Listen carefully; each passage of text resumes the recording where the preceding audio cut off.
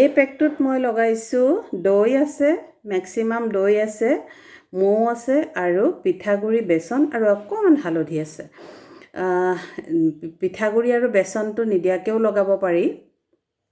যিসকলৰ dry skin তেওঁলোকে পিঠাগুড়ি, দৈ আৰু মৌটো মিক্স কৰি পেলাই লগাব পাৰে। কিন্তু এতিয়া ঠাণ্ডা দিন যিহেতু বৈ যাব দুইটা মিক্স কৰি দিলে, সেইটো কাৰণে মই বেচন আৰু অলপমান পিঠাগুড়ি মিক্স কৰিছোঁ, যাতে মই পাছত মাছাজ কৰি দিলোঁ সেইখিনি মোৰ স্ক্ৰাবিঙৰ কাম কৰে। যিসকলৰ অইলি স্কিন থাকে তেওঁলোকে দৈ আৰু অকল বেচন মিক্স কৰি পেলাই তেনেকৈও লগাব পাৰে। মই এইটো আৰু এটা ওপৰত লেয়াৰ লগাম, যিটো দেখিছে তাৰ ওপৰত মই আৰু এটা লেয়াৰ লগাই দিম। তাৰপিছত এইখিনি মই 15 পৰা 20 মিনিট সময়ৰ কাৰণে ৰাখিম। মই এইটো বেছিকৈ বনাইছোঁ আজি, কাৰণ মই এইখিনি হাত ভৰি সকলোতে মই লগাম দিছোঁ বাৰু।